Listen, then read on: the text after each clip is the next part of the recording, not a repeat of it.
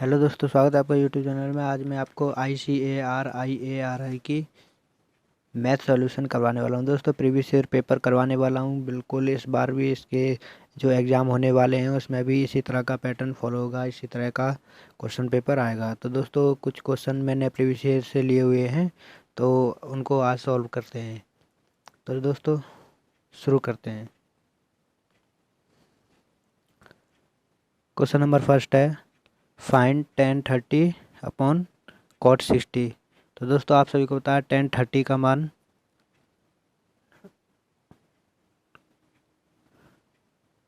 1/√3 होता है। cot 60 का मान भी 1/√3 होता है। दोस्तों, √3 से √3 बन जाएगा, तो =1। तो दोस्तों, इसका ऑप्शन नंबर 1 इसका राइट आंसर होगा। तो चलिए क्वेश्चन नंबर 2 की तरफ चलते हैं। निम्नलिखित में से कौन सा सह अभाज्य है? Which one of the coprime. तो दोस्तों, सह अभाज्य मैं आपको बता दूं, सह अभाज्य वो संख्याएं होती हैं जिनका किसी भी संख्या से डिवाइड ना हो, मतलब किसी भी संख्या से वो भाग ना जाए, या फिर उनमें कोई भी संख्या कॉमन ना मिले। सिर्फ एक नंबर को छोड़ के उसमें कोई भी कॉमन ना मिले। जैसे कि मैं आपको दिखाता हूँ, 10 और 15 है। 10 और 15 है, इसमें 5 कॉमन मिलेगा, दोनों में 5 भी मिलेगा, 1 भी मिलेगा, तो ये इसका राइट आंसर नहीं होगा। 18 और 21 है, इसमें 3 कॉमन मिलेगा, तो ये भी हमारा सहभाज्य संख्या नहीं होगा। दोस्तों, 4 और 9, दोस्तों इसमें कोई भी संख्या कॉमन नहीं है, इसमें सिर्फ एक नंबर का कॉमन है, तो दोस्तों ये हमारा राइट आंसर हो जाएगा। तो चलिए नेक्स्ट क्वेश्चन पे चलते हैं।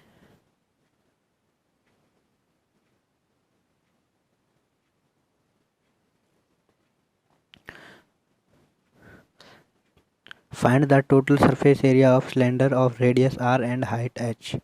त्रिज्या r और ऊंचाई h वाले बेलन का कुल पृष्ठीय क्षेत्रफल ज्ञात कीजिए। दोस्तों, आप सभी को पता होगा, मेंसुरेशन में ये चैप्टर आता है। तो बेलन का हमारा कुल पृष्ठीय क्षेत्रफल 2πr+h होता है। तो दोस्तों, इसका सी इसका राइट आंसर हो जाएगा। तो चलिए नेक्स्ट क्वेश्चन की तरफ चलते हैं। दोस्तों, माध्यिका ज्ञात करना है। दोस्तों, माध्यिका ज्ञात करने के लिए सबसे पहले आपको जो नंबर दिए गए हैं इनको असेंडिंग ऑर्डर में लगाना होगा। असेंडिंग या डिसेंडिंग किसी भी ऑर्डर में आप लगा सकते हैं, तो हम असेंडिंग ऑर्डर में लगाएंगे। तो सबसे पहले सबसे छोटा 8 को लिख लेते हैं। 8 3 बार है, उसके बाद 12, उसके बाद 13, 17 और ये 17। दोस्तों, टोटल नंबर काउंट कर लेते हैं, 1 2 3 4 5 6 7 8 9। तो दोस्तों 9 नंबर हैं, इसमें 4 इधर से छोड़िए, 4 इधर से, जो बीच वाला होगा वही आपका माध्यिका होगा। इसका मतलब right question answer option number 20 का राइट आंसर हो जाएगा। तो चलिए नेक्स्ट क्वेश्चन की तरफ चलते हैं।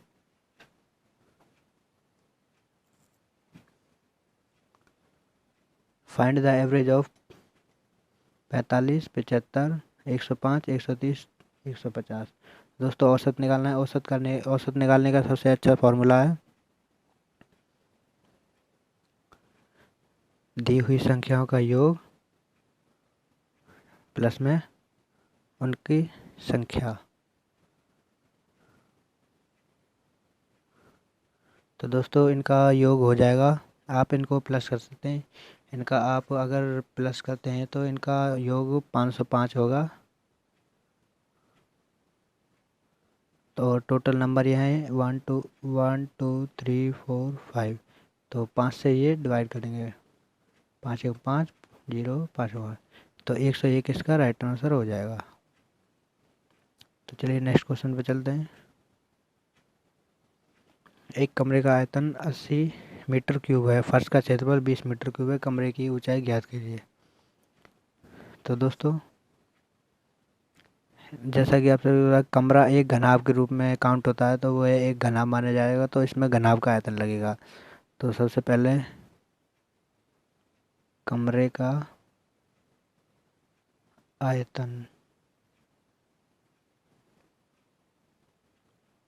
तो दोस्तों मैं ये हिंदी में नहीं लिख रहा हूँ, मैं इसे कट करके सीधा क्वेश्चन पे आता हूँ। तो कमरे का आयतन L इंटू में B इंटू में H, जो कि दे रखा है हमारा 80। तो दोस्तों इसके डिवाइड में फर्श का क्षेत्रफल आएगा। फर्श का क्षेत्रफल दोस्तों फर्श में हमारा खाली लंबाई और चौड़ाई का क्षेत्रफल होगा। तो लंबाई इंटू चौड़ाई, और ये दे रखा हमारा 20। तो दोस्तों इनको डिवाइड कर लेते हैं। LB से LB चला जाएगा, 20 से 80 4 बार चला जाएगा, तो H बराबर 4 इसका आंसर आ जाएगा, ऑप्शन नंबर बी। तो चलिए नेक्स्ट क्वेश्चन। 3 के प्रथम 5 गुणजों का योग लिखना है। तो दोस्तों 3 के प्रथम 5 हम गुणज लिख लेते हैं। 3 6 9 12 15। तो दोस्तों इनको प्लस कर लेते हैं। तो प्लस करने पे इनका योग 45 आएगा। तो ये ऑप्शन ए आपका राइट आंसर हो जाएगा। तो चलिए नेक्स्ट क्वेश्चन पे चलते हैं।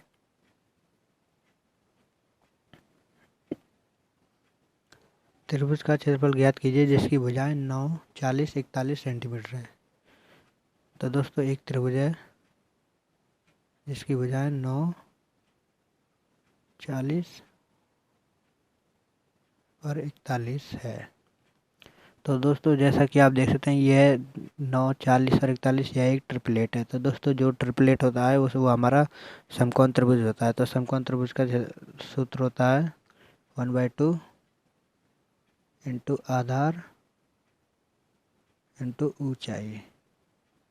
तो दोस्तों 1/2 इंटू में आधार हमारा 9 है, ऊंचाई हमारी 40 है।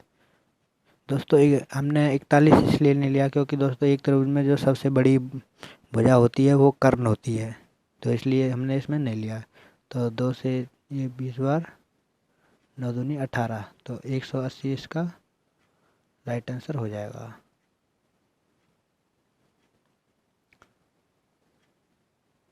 दोस्तों बहुत ही आसान क्वेश्चन है ये, इसी तरह का पैटर्न इस बार भी आएगा। दोस्तों मैथ का बहुत ईजी लेवल आता है।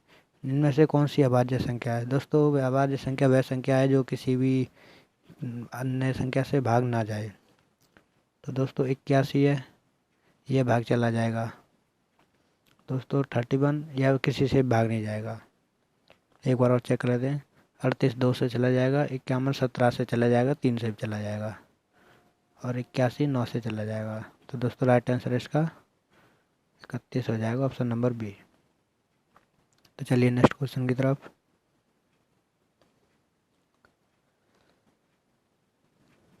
दोस्तों अगला क्वेश्चन है बहुलक ज्ञात कीजिए। तो दोस्तों बहुलक वह संख्या है जो दिए हुए नंबरों में सबसे ज़्यादा बार आती है। तो इसमें देख लेते हैं सबसे ज़्यादा क्या रहा। 52 कितनी बार आ रहा है हमारा, पहले 52 देख लेते हैं। एक बार 52 एक बार आ रहा है। 51 वो भी एक बार आ रहा है। 53 1 2 53 2 बार आ रहा है। 54 एक बार आ रहा है। 55 1 2 3। तो दोस्तों देख सकते हैं आप 55 इसमें 3 बार आ रहा है जो कि सबसे ज़्यादा बार है, तो इसका 55 इसका राइट आंसर हो जाएगा। तो चलिए नेक्स्ट क्वेश्चन की तरफ चलते हैं।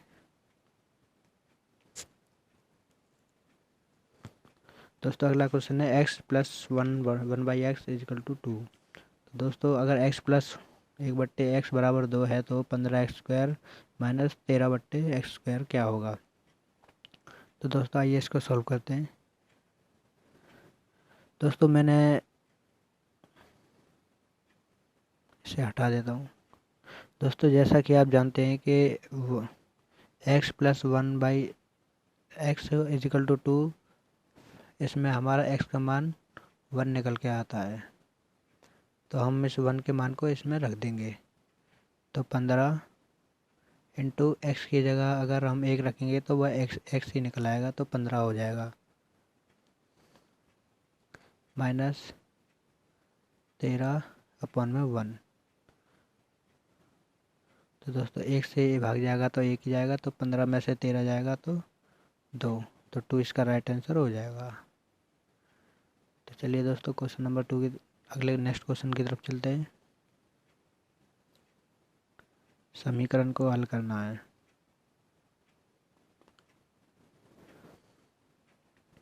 तो दोस्तों इस समीकरण को सबसे पहले हम 3 को इन सब से डिवाइड करेंगे। तो 3 का जाएंगे, 3 दूनी 6 एक्स माइनस 3 तिया 9 एक्स वाई। तो दोस्तों अब वाई को हम उससे भाग वो करेंगे, मल्टीप्लाई करेंगे। तो plus 2xy minus 3y square. तो ये हो जाएगा 6x minus 9xy plus 2xy। तो ये हमारा minus 7xy minus 3y square. तो ये हमारा निकल के आ जाएगा। दोस्तों अगर हम इसे ऑर्डर में जमाते हैं तो ये हमारा 6xy minus 3xy square minus 7xy। तो हमारा देख लेते हैं कौन से ऑप्शन में ये बैठेगा।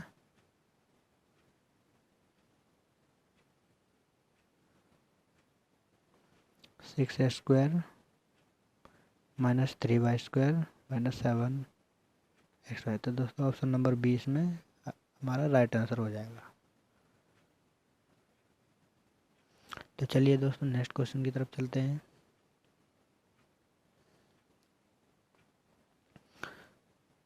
नेक्स्ट क्वेश्चन है, उस पुल की लंबाई ज्ञात कीजिए जिसे 100 मीटर लंबी रेलगाड़ी 36 किलोमीटर घंटे की चाल से 30 सेकंड में पार कर ली थी। दोस्तों एक पुल है जिसको रेलगाड़ी है वो 30 सेकंड में पार कर रही है। तो दोस्तों सबसे पहले हमें rail time speed time distance का फार्मूला पता होना चाहिए, जो कि फार्मूला है स्पीड इंटू में time is equal to distance. दोस्तों पहले हम स्पीड लिख लेते हैं। दोस्तों सबसे पहले आपको ध्यान रखना है आपकी सभी मात्राएं बराबर होनी चाहिए। जो दोस्तों इसमें मीटर में है, इसमें किलोमीटर घंटे में है। दोस्तों आपको ये स्पीड है ये किलोमीटर घंटे से मीटर सेकंड में या फिर मीटर मिनट में चेंज करनी पड़ेगी। तो सबसे पहले हम 36 को चेंज कर लेते हैं, स्पीड को चेंज कर लेते हैं। तो स्पीड है हमारी 36। चेंज करने के लिए दोस्तों अगर हम सेकंड पर मीटर में चेंज करते हैं तो हम 5/18 से गुना करते हैं। तो दोस्तों 18 से 2 बार गया, 5 दूनी 10। तो दोस्तों स्पीड हमारी 10 निकल कर आई है। तो हम इसे आगे सॉल्व करते हैं। तो स्पीड हमारी 10 इंटू में टाइम, टाइम हमारा कितना 30 सेकंड इक्वल टू 120 मीटर। दोस्तों 120 मीटर रेलगाड़ी की लंबाई है, तो हमें प्लस में पुल की भी लंबाई लिखनी पड़ेगी। तो वो हमारी एक्स है, वो हमको निकालनी है। तो दोस्तों ये 10 इंटू 30 ये 300 हो जाएगा। 300 120 को उधर लेके आएंगे माइनस 120 बराबर एक्स। तो इसका आंसर हो जाएगा 180। तो दोस्तों 180 इसका राइट आंसर हो जाएगा, जो कि ऑप्शन नंबर बी है। तो चलिए नेक्स्ट क्वेश्चन की तरफ चलते हैं। किन्हीं दो संख्याओं का गुणनफल 324 है, उनका महत्तम समापवर्तक 3 है, तो उनका लघुत्तम समापवर्तक बताओ। तो दोस्तों जैसा कि आप जानते हैं किन्हीं भी दो संख्याओं का गुणनफल एलसीएम और एचसीएफ के गुणनफल के बराबर होता है। तो इसमें हमें पहले दो संख्याओं का गुणनफल 324 दिया हुआ है इक्वल टू एलसीएम हमें निकालना है, एचसीएफ हमें 3 दिया है। तो दोस्तों 3 से इसको काट देंगे, 3 एकम 3 0 3 8 24। तो ये हमारा एलसीएम निकल के आ जाएगा। तो दोस्तों 108 इसका राइट आंसर हो जाएगा। तो चलिए नेक्स्ट क्वेश्चन की तरफ चलते हैं।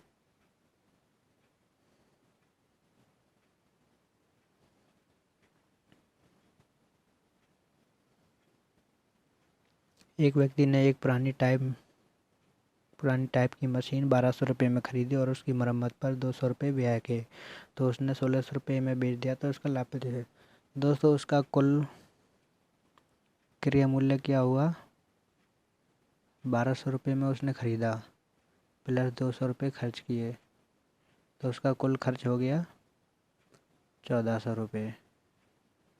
दोस्तों 1400 रुपये खरीदे, 1400 से 1680 में बेच दिया, तो उसे कितने रुपये ज़्यादा में बेचा? तो उसने उसे 280 रुपये में ज़्यादा बेचा with the respect of 1400 into में 100 हम इसलिए करेंगे क्योंकि हमें इसका परसेंटेज निकालना है।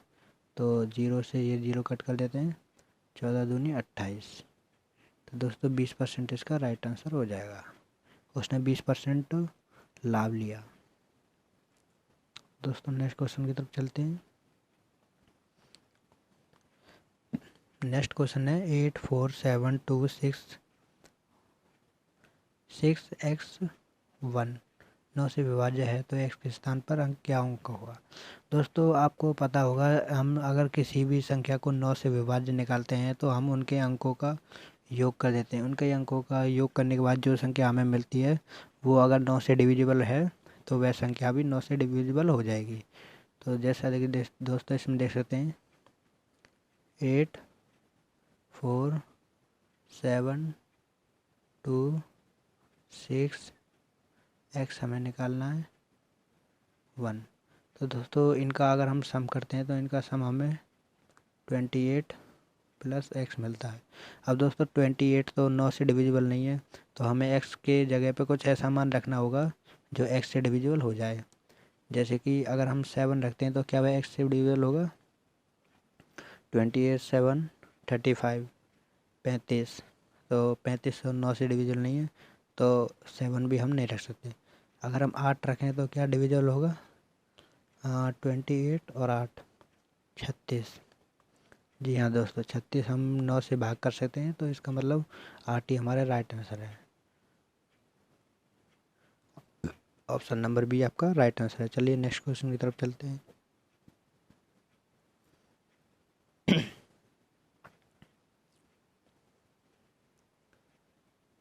एक मिनट। एक साड़ी पर 35% तथा 10% के 2 क्रमिक बट्टे दिए जाते हैं। यदि किसी आदमी ने उसके लिए 1170 रुपये दिए हों तो बट्टों से पूर्व साड़ी का मूल्य क्या था?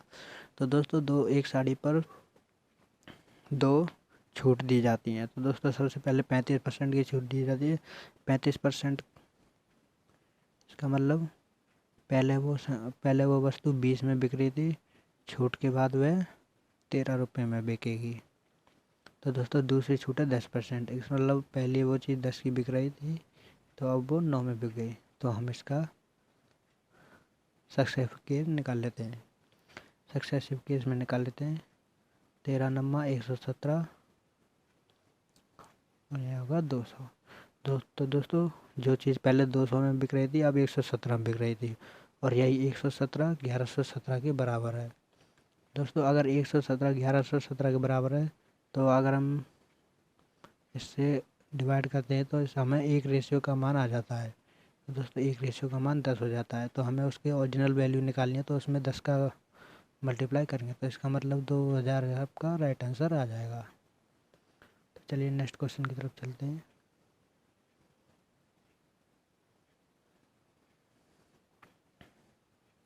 दोस्तों ये हमारा लास्ट क्वेश्चन है, हमें इसका आंसर निकालना है। यदि एक वृत्त की त्रिज्या में 50% की वृद्धि की जाती है तो क्षेत्रफल में कितने प्रतिशत परिवर्तन होगा? दोस्तों जैसा कि आप जानते हैं कि वृत्त की त्रिज्या क्या होती है? r, और वृत्त का क्षेत्रफल क्या होता है? पाई r स्क्वायर। तो दोस्तों पाई एक यूनिवर्सल है, ये इसका मान सब जगह सेम होता है, तो इसलिए पाई को हम काउंट नहीं कर सकते। तो हमें r पर ही सारा काम करना होगा। तो r हमारा 50% की वृद्धि होती है, यानी 2 से 3 हो जाता है। 2 से 3, क्योंकि पाई r स्क्वायर होता है तो r को हम 2 बार लेंगे, दोबारा भी 2 से 3। तो निकाल लेते हैं, 2 दूनी 4, 3 तिया 9। तो 4 से 9 हो जाती है। तो कितने की वृद्धि हुई? 5 की वृद्धि हुई। किसके रेस्पेक्ट में? 4 के रेस्पेक्ट में। अगर हमें इसका परसेंटेज निकालना है तो 100 से मल्टीप्लाई करेंगे। तो 4 से 100 25 बार, 25 से 5 इंटू 125। तो दोस्तों ऑप्शन नंबर डी इसका राइट आंसर हो जाएगा। तो दोस्तों ये इसका लास्ट क्वेश्चन था। तो दोस्तों अगर आपको ये वीडियो पसंद आती है तो इसे बाकी लोगों के साथ शेयर करें, उनको बताएं किस तरह का एग्ज़ाम पैटर्न आता है। दोस्तों यकीन मानिए बहुत ही इजी एग्ज़ाम पैटर्न है। ये इसी तरह के क्वेश्चन आने वाले हैं जो कि आप बिल्कुल आसानी से हल कर सकते हैं। तो दोस्तों अगर आपकी वीडियो पसंद आती है तो लाइक करें।